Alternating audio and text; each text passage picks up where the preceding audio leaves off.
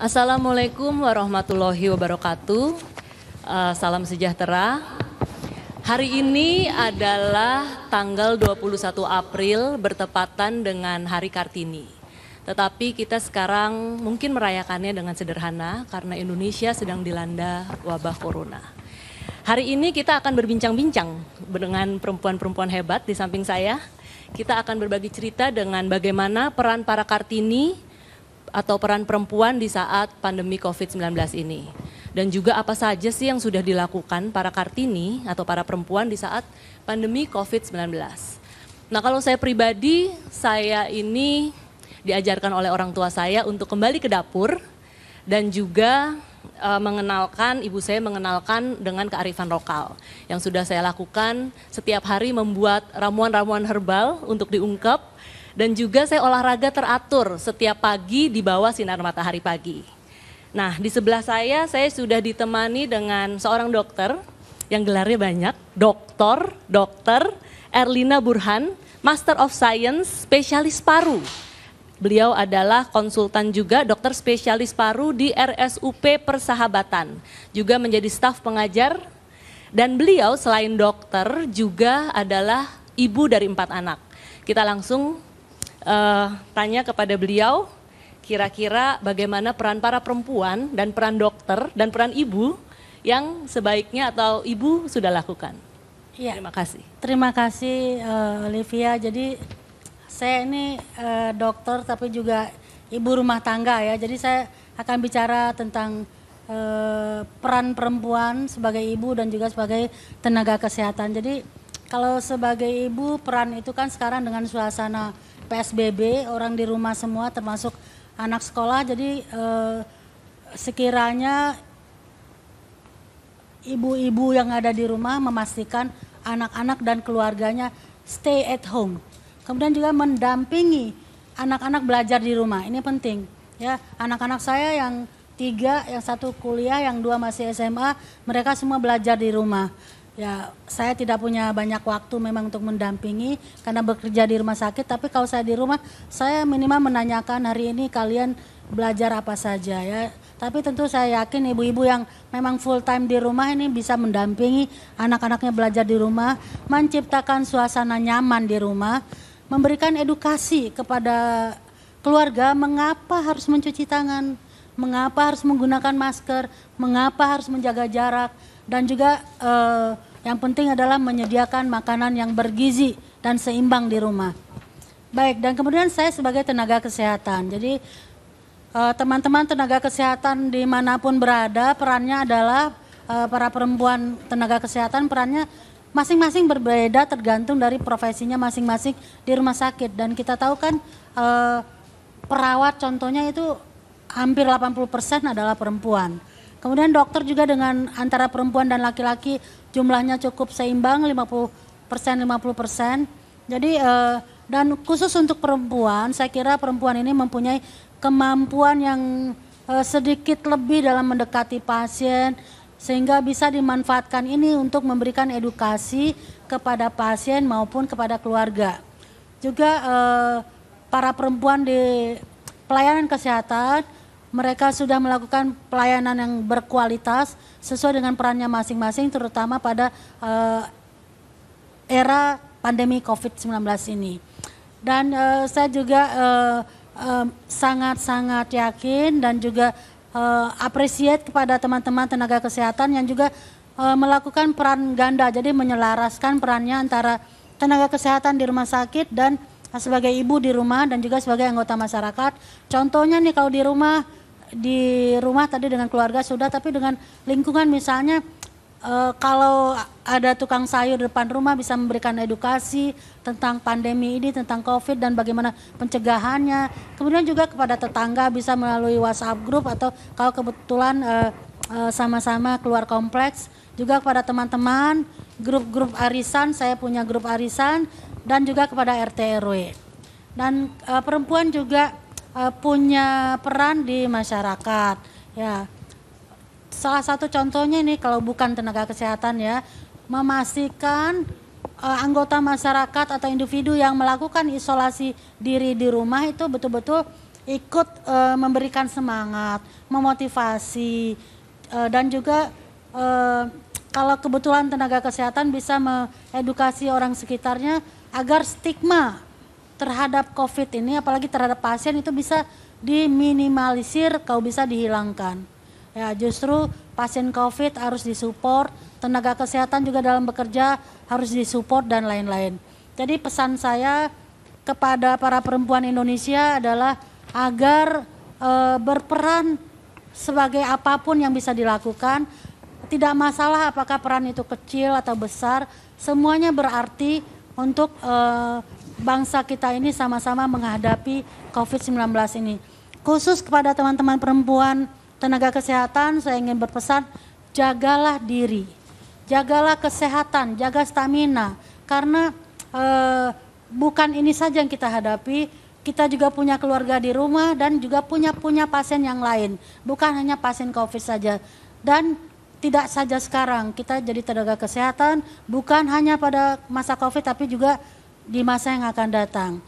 Jadi saya ucapkan selamat kepada para perempuan Indonesia. Anda semua adalah pahlawan di keluarga dan juga pahlawan di tempat masing-masing dengan peran yang bisa diambil masing-masing.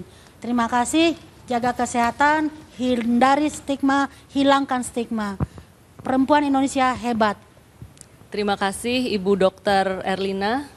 Tadi kalau yang saya tangkap, memang sebagai ibu itu harus memberikan suasana yang nyaman ya di rumah Bu. Betul ya. sekali. Dan kemudian juga sebagai dokter itu, biasanya dokter perempuan itu dibutuhkan karena untuk pendekatan ke pasiennya bisa lebih cair gitu ya Bu ya. Sepertinya begitu. Sepertinya begitu ya kalau Ya. tadi saya ambil. Dan intinya apapun itu wanita Indonesia harus berperan, tidak perlu besar atau kecil. Dan yang paling penting nih, kita itu dituntut sekarang, dituntut ya, ingat ya, dituntut untuk menjaga kesehatan kita. Karena nih rumah sakit sudah penuh. Betul. Dan kita membantu, kalau kita ingin membantu dokter, kita harus sehat supaya kita stamina juga bagus, jadi kita tidak terjangkit COVID gitu ya Bu ya. Betul sekali. Oke, kalau gitu sekarang narasumber yang kedua, saya akan berbincang-bincang dengan Ibu Yayah Ruhyati. Ibu Yayah Ruhyati ini adalah Sekretaris LPBI NU, relawan perempuan juga, dan beliau adalah ibu juga dari 3 orang anak. Silakan Ibu. Terima kasih Mbak Olivia. Assalamualaikum warahmatullahi wabarakatuh. Selamat pagi para pemirsa di rumah semuanya. Jadi kalau tadi Bu Dr. Erlina menyampaikan bahwa peran ibu itu luar biasa dan berperan ganda ya Bu. Iya. Jadi di rumah juga di kantor dan memang betul. Jadi kebanyakan perempuan di Indonesia ini memang perempuan seperti perawat-perawatnya. Jadi ada data dari Komnas Perempuan itu bahwa sekitar 339 perawat itu di antaranya 71% atau sekitar 326 itu perempuan. Jadi banyak sekali, ya 71%. Kemudian ada juga para relawan yang non medis, itu juga banyak sekali perempuan. Dan gak tak kalah pentingnya adalah pelaku dari UMKM sendiri dari berbagai sektor itu juga besarnya adalah sebagian besar perempuan begitu. Dan perempuan itu sangat-sangat mempunyai peran yang sangat penting dan strategis. Tetapi memang kita harus juga mendapatkan proteksi khususnya dari upaya diskriminasi. Jadi seperti situasi krisis saat ini, kadang-kadang di jalan itu ya, pelecehan seksual dan lain-lain itu juga harus diikuti gitu, istilahnya bukan harus diikuti, harus diproteksi betul oleh pemerintah. Jadi kita tidak bisa menjaga yang seperti tidak seperti kasus yang seperti yang biasanya gitu ya. Jadi ini kasusnya memang khusus gitu seperti itu. Jadi kenapa dibilang strategis? Strategis juga karena perempuan tadi juga memang selain di rumah itu juga di kantor memang sangat-sangat mempunyai peran yang memang sangat penting seperti itu. Dan kaitannya kita sebagai ibu rumah tangga berperan gandanya ketika di rumah yang tadinya misalnya di rumah tidak sama anak-anak jarang ketemu gitu kan apa. Nah sekarang dimanfaatkan betul ya. Jadi ada hikmahnya di baik itu. Yang tadinya ibu-ibu saya cerita di teman-teman sekalian yang tadinya nggak pernah masak untuk di rumah jadi sekarang mau nggak mau ya kembali ke dapur tadi Mbak Olive sampaikan ya. Mereka buka-buka YouTube dan lain-lain kan. Akhirnya pada bisa dan saya bilang awas loh anak-anak malah akhirnya merasa dekat tapi ketika COVID ini berakhir itu akhirnya merasa ditinggalkan kembali. Nah itu yang harus dipertahankan sama ibu-ibu. Jadi kedekatan yang selama ini perempuan ada di rumah itu yang tadinya bisa belajar masak bareng, bermain bareng, kemudian belajar bareng ya itu ya dipertahankan lah. Jadi walaupun misalnya jadi quality time-nya betul. Jadi walaupun misalnya nanti ketika sudah kembali ke kantor, tapi itu bisa disampaikan misalnya saat pagi setelah subuh bareng atau pas malam ketika bisa sholat isya bareng-bareng itu juga bisa disampaikan seperti itu. Nah terkait ya itu tadi beban rumah tangga yang menjadi berat, kemudian anak belajar di rumah dan lain-lain. Ada banyak hal yang single mother maksudnya banyak hal seperti saya sendiri, itu single mother. Jadi anak-anak 3 tapi saya sendirian gitu. Kebetulan ayahnya sudah tidak ada dari hampir 5-6 tahun yang lalu setelah almarhum dan itu luar biasa ya. Tapi itu bukan halangan buat kami sebagai perempuan. Kami bisa kok seperti itu. Jadi istilahnya membesarkan anak-anak sendiri gitu. Jadi walaupun mencari nafkah tunggal istilahnya kan. Nah itu sebetulnya dari dampak dari physical dan social distancing. Kemudian ada lagi yang saya temuin itu banyak ada kasus yang KDRT. Itu kasus KDRT. Jadi justru ketika sering di rumah yang ya faktor ekonomi juga sih ya Bu ya, faktor ekonomi. Jadi ketika sering di rumah ketemu dan lain-lain, ekonomi misalnya pemasukan yang biasa ada tiap hari kemudian dengan PSBB ini mereka jadi berkurang, akhirnya efeknya si suami jadi marah-marah dan lain-lain. Tapi itu peran si perempuan ini yang harus berperan penting. Jadi bagaimana menciptakan suasana rumah yang memang nyaman seperti itu. Dan lain. Jadi banyak sekali kasus. Kayak misalnya kasus di mana ya, Perancis ya Mbak Olive, ada Perancis sama Jepang itu kan kayak tinggi sekali ya proses KDRT-nya. Nah, mudah-mudahan perempuan di Indonesia tidak seperti itulah, agak berkurang. Kemudian saya juga menemukan kebetulan di NU itu ada NU Peduli Mbak Olive. Jadi NU Peduli itu untuk satgas. Jadi kalau di pemerintah itu ada gugus tugas, kalau kami di satuan tugas itu untuk membentuk COVID-19 ini. Nah itu kami menemukan beberapa kasus-kasus yang terkait misalnya ada ibu hamil yang pelayanan kesehatannya ibu jauh, yang tadinya misalnya mau ke rumah sakit harus bisa bayar puskesmas atau apa, tapi karena di situ harus ada PSBB dan lain-lain, akhirnya mereka harus ke rumah sakit yang jauh, akhirnya pelayanannya jadi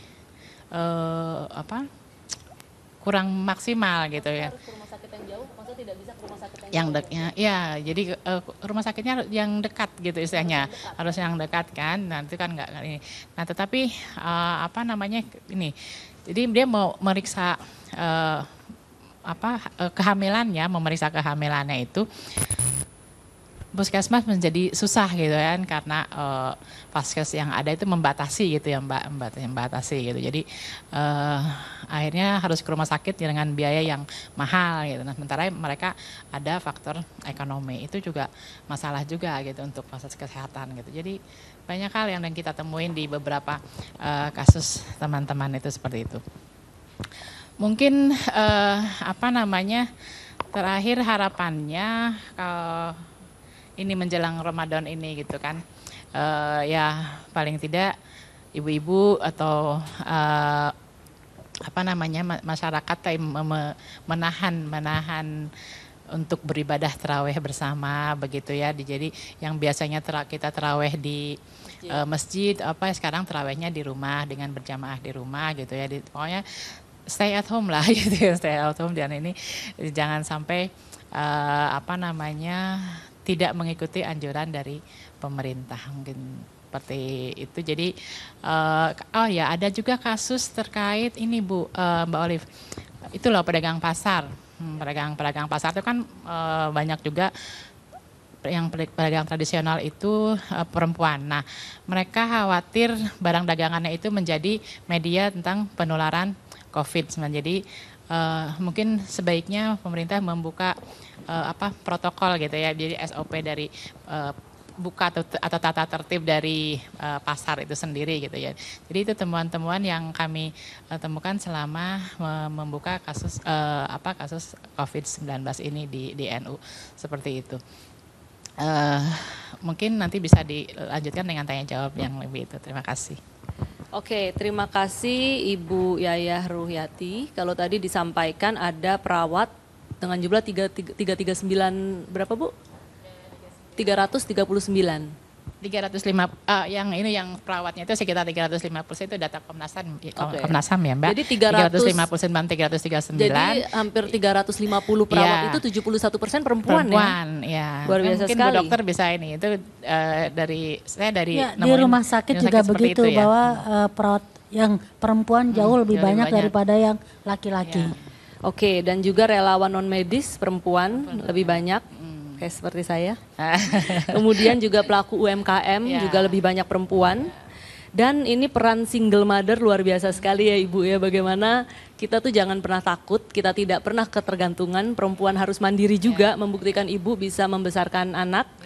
Sudah 6 tahun menjadi single mother dan anak-anaknya alhamdulillah semua pintar-pintar, sehat-sehat. Dan momen ini harusnya juga bisa menjadikan renungan untuk ibu-ibu nih, termasuk saya sendiri yang sibuk-sibuk terus di luarnya tiba-tiba berasa nih kurang waktu sebenarnya sama keluarga.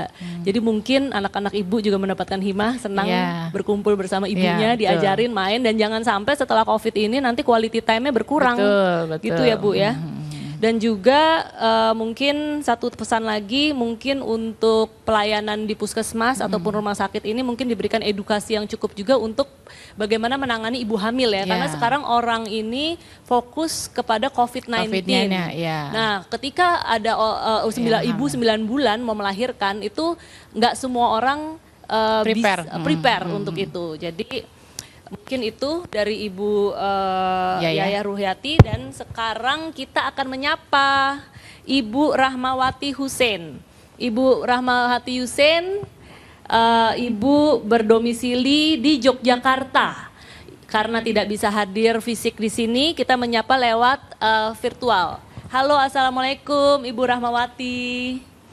Ibu Rahmawati ini adalah Wakil Ketua MDMC. Beliau juga adalah dosen. Dan beliau umurnya sudah 89 tahun. Ya, mungkin keliru, saya merawat ibu yang 89 tahun. Ya ampun, keliru ya, maaf. Kalau di catatan ini 89 tahun, tapi kok saya lihat nggak mungkin nih 89 tahun. Ternyata salah. Masih muda, nggak beda jauh ya Bu sama saya. Oke, Ibu adalah juga selain sebagai wakil ketua atau sebagai dosen, beliau juga adalah seorang ibu.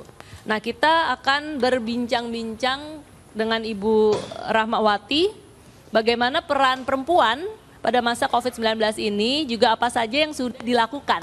Silakan Ibu. Ya, terima kasih. Seperti tadi sudah disampaikan oleh Ibu Dr. Erlina dan Bu Yaya, peran perempuan di saat pandemik itu besar sekali.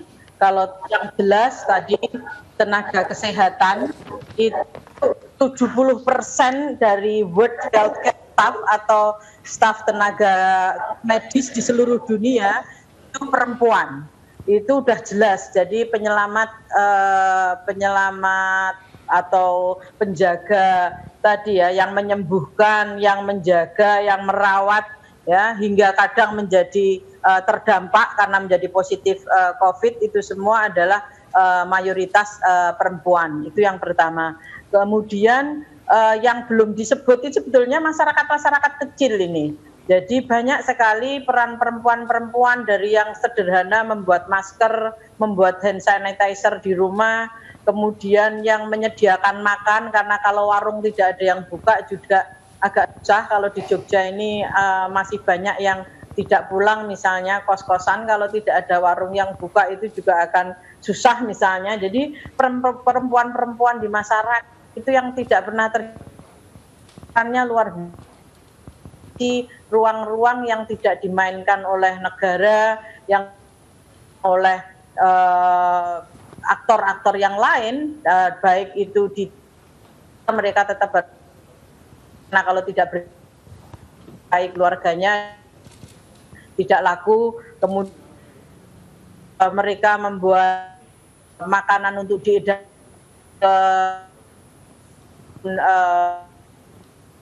ya, itu biasa peran selama pandemik ini. Saya pribadi sebagai harus mengajar 3 kali online, boleh berkurang, kemudian skripsi untuk tetap kemudian juga karena saya ini jadi organisasi keagamaan dan MDMC menjadi juga dengan OAM dan Bujol melakukan jejaring masyarakat sipil di Indonesia yang melakukan layanan untuk COVID. Tiap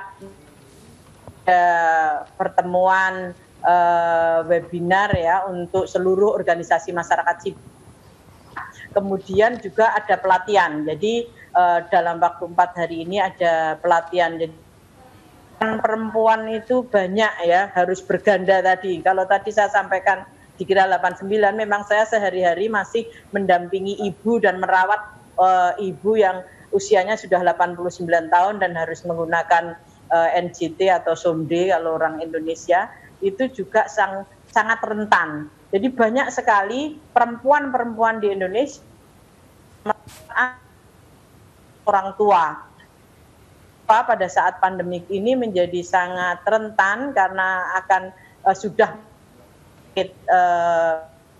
usia lanjut, sangat mudah untuk ditulari. Oleh karena itu perawat kemudian menjamin bahwa orang memastikan tidak sakit, kemudian juga kehidupan yang baik akan tertensi ini akan kemudian yang dan lagi sebagai dari bencana Muhammadiyah Disaster Management Center itu kerja seperti juga itu Indonesia. Besok pagi Aisyah yaitu organisasi Muhammadiyah itu akan membagi untuk perempuan-perempuan atau keluarga yang memang terpinggirkan. Jadi artinya keluarga memang tidak memilih penghidupan nyaman atas, jadi kita target menengah ke bawah, menggantungkan hidup. Ini banyak sekali perempuan berjasa kegiatan pencegahan pandemi informasi di Muhammadiyah sendiri 66 rumah sakit yang sudah melayani ODP, PDP positif. Itu 70% tenaga perempuan, terutama dokter perempuan itu juga dalam penanganan. Ya. Itu ini menjadi perlu dipahami, tidak harus keluar kadang berperan, kadang harus melakukan peran ganda yang seperti yang disampaikan oleh pembicara terdahulu, itu perlu dipahami. Di sisi lain, perempuan juga menjadi faktor yang sangat rentan karena perempuan tadi ada yang mengandung, melahirkan, membutuhkan informasi, membutuhkan pengetahuan, dan juga membutuhkan dukungan moral maupun dukungan asupan yang baik, sehingga ketika hamil, menyusui dan melahirkan bisa selamat. Mungkin saya untuk ini saya terima kasih Ibu. Mungkin ini karena waktunya sudah mau habis. Kalau gitu bisa saya simpulkan kembali lagi kita di sini. Mungkin tadi dari Ibu juga bicara mengenai peran perempuan ini yang harus kembali ke dapur, karena untuk memasak untuk anak-anak di rumah, membuat suasana jadi nyaman gitu ya Bu ya. Dan kemudian wawasan Nusantara ini sebenarnya harus digiatkan, karena untuk kita bisa pertahanan semesta ini kan sebenarnya kan dari herbal-herbal mungkin salah satunya, dan juga mengenai pekerja-pekerja perempuan yang mendirikan UMKM. Ini kan karena ekonomi dan kesehatan tadi saya tangkap dari pembicaraan Ibu juga harus sejalan, karena tetap roda ekonomi harus berputar, dan banyak sekali pekerja-pekerja UMKM itu dari perempuan ya, dari perempuan. Kemudian perempuan itu juga rentan, itu harus diperhatikan karena perempuan itu mengandung, dan perempuan itu membutuhkan informasi yang lebih untuk bagaimana dan apa sih COVID ini gitu ya. Kemudian hikmah yang bisa diambil itu adalah bahwa walaupun kita tidak pergi ke tempat ibadah, tetapi Tuhan itu sebenarnya dekat dengan kita bisa menemukan Tuhan di rumah, di mana saja, di dalam hati kita sendiri. Mungkin untuk menutup, saya akan membacakan sebuah sedikit sajak singkat, ini kiriman dari Om Slamet Raharjo, ini membuat sajak di khusus Hari Kartini ini. Selamat Hari Ibu Kartini. Semoga spirit Ibu Kartini ada di dalam ibu-ibu dalam bumi ini. Berbanggalah jadi kaum perempuan karena saya lahir dari seorang ibu. Jadikanlah spirit Ibu Kartini bagaikan ibu pertiwi. Dia tidak pernah mengeluh, ikhlas menjalani kehidupan. Wanita hebat bukan karena cantik. Wanita hebat bukan karena karya. Wanita hebat bukan karena pintar dan kaya. Wanita hebat adalah wanita yang mampu terus berdiri menyelesaikan masalahnya.